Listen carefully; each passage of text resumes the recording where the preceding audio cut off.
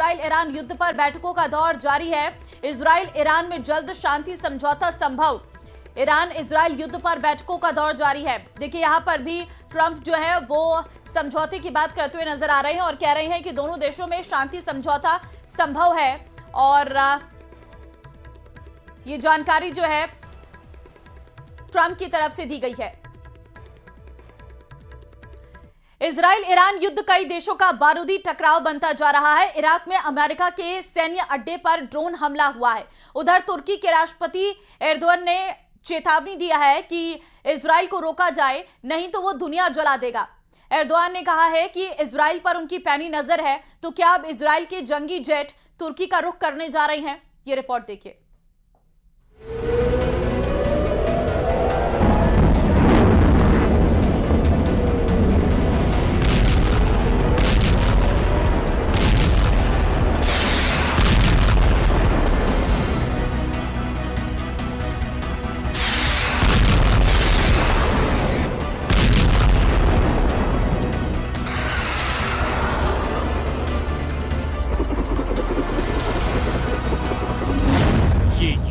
Israel के जंगी jet और Iran के मिसाइलों की टक्कर का है।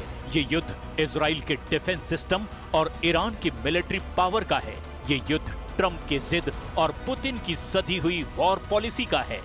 सीधा युद्ध खामनेई और नेतन्याहू में भले ही हो, लेकिन पर्दे के पीछे कई सेनाएं हैं।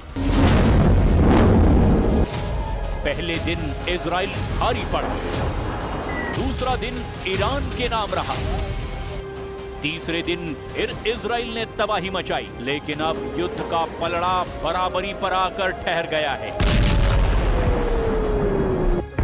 ईरान में केविएट दायर किया गया है। आरपीएससी ने हाईकोर्ट में दायर की केविएट और परीक्षा तिथि को लेकर दायर की गई है। ये 17 और 18 जून को आरएएस मुख्य परीक्षा है। आरपीएससी को अंदेशा है कि परीक्षा तिथि आगे बढ़ाने को लेकर परीक्षार्थी हाईकोर्ट में दायर कर सकते हैं याचिका। आरपीएससी के सचिव की ओर से ये केविएट लगाई गई है। देखिए आरपीएससी ने हाईकोर्ट में ये केविएट दायर की है। परीक्षा तिथि को लेकर ये केविएट दायर की गई है। 17 और 18 जून को आरएएस मुख्य परीक्षा है, जिसको लेकर विरोध भी देखने को मिल रहा है, क्योंकि परीक्षा की तारीख आगे बढ़ाने की मांग की जा रही है। और इसी को लेकर हम देख रहे हैं कि लगातार धरना भी दिया जा रहा था। अब यहाँ पर ऐसे में जानकारी इस वक्त निकलकर सामने आई है कि परीक्षा तिथि को लेकर एक केविएट दायर की गई है और 17 और 18 जून को आरएएस मुख्य परीक्षा है। आरपीएससी ने हाईकोर्ट में ये केविएट दायर की है। देखिए आरपीएससी के सचिव की ओर से ये केविएट लगाई गई है। बताया जा रहा है कि आरपीएससी को अंदेशा है कि परीक्षा तिथि आगे बढ़ाने को लेकर परीक्षार्थी हाईकोर्ट में दायर कर सकते हैं याचिका। और उससे पहले जो है आरपीएससी के सचिव की ओर से केविएट लगा दी गई है। अब देखना होगा कि आरपीएससी के द्वारा जो लिया गया फैसला है, इस पर क्या आगे अभ्यर्थियों का रिएक्शन सामने आता है। चंद्रशेखर संवाददाता फोन लाइन पे हैं। चंद्रशेखर, आरपीएससी ने हाईकोर्ट में केविएट दायर की है, क्या जानकारी? देखिए बात करें तो जो आरएएस के परीक्षा जो है 17 और 18 तारीख को आयोजित की जानी है, उसको लेकर जो है हाईकोर्ट में केविएट पेश की गई है। केविएट पेश करने का तात्पर्य यह है कि यदि कोई भी याचिका हाईकोर्ट में इसकी तिथि बढ़ाने को लेकर संभवतः पेश की जा सकती है, ऐसा अंदेशा। और यदि ऐसी कोई याचिका पेश की जाती है तो उस याचिका में सबसे पहले ये कोर्ट से गुहार की गई है कि जो पहले सरकार का पक्ष या आरपीएससी का पक्ष जो है वो जो है सुना जाए, उसके बाद आगे का निर्णय लिया जाए। तो ऐसे में कहीं ना कहीं ये जो इस तरह की प्रक्रिया जो है तमाम भर्ती परीक्षाओं में जो है सरकार द्वारा जो है स्टेप उठाए जाते हैं, ताकि परीक्षाएं जो है उसको कोई कोर्ट में याचिका करके बाधित ना कर पाए। जी ठीक है, लेकिन एक तरफ विरोध हम देख रहे हैं चंद्रशेखर, इसको लेकर लगातार हो रहा है, और अब जो है ये केविएट लगाना अभ्यर्थी, अब इस पर क्या आगे रहने वाला है? देखिए सबसे बड़ी महत्वपूर्ण इसलिए हो जाता है कि जब लगातार तिथि आगे बढ़ाने की मांग की जा रही हो, अभ्यर्थियों का एक वर्ग लगातार ये प्रयास कर रहा है कि परीक्षाओं की तिथि आगे बढ़े, और ऐसे में सरकार ने जो है 17 और 18 जून को जो परीक्षा आयोजित करनी है, तो जो संभावना और अधिक बढ़ जाती है कि इसकी परीक्षाओं की तिथि को लेकर कोई हाईकोर्ट में जो है याचिका दायर हो सकती है। और इस पूरी भर्ती प्रक्रिया को लेकर भी कहीं ना कहीं कुछ न कुछ विषय निकाल कर जो है भर्ती प्रक्रिया आयोजित की जा सकती है।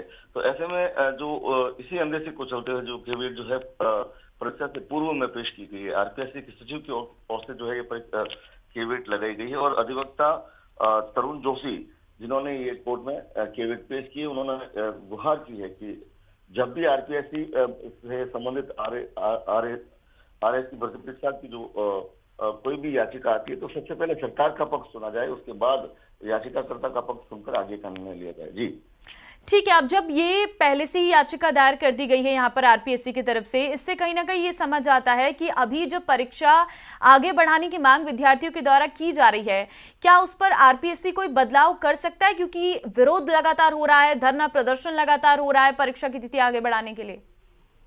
देखिए, ये बहुत स्पष्ट संदेश है तमाम अभ्यर्थियों के लिए कि जिस तरह से केवीएट पेश की गई है तो ये स्पष्ट संदेश है कि अब जो है सरकार और आरपीएससी जो है इस परीक्षा को आगे बढ़ाने के मूड में नहीं है। किसी भी सूरत में जो है परीक्षा आयोजित करनी है और 17 और 18 तारीख को ही परीक्षा जो है आयोजित होने की ज्यादा प्रबल संभावना है। जी ठीक है, धन्यवाद आपका तमाम जानकारी देने के लिए। तो देखिए, स्पष्ट संदेश यहाँ पर दिया जा रहा है, कहीं ना कहीं इसे हम देख सकते हैं। अब देखना होगा विद्यार्थियों का इस पूरे मामले पर क्या निकलकर सामने आता है।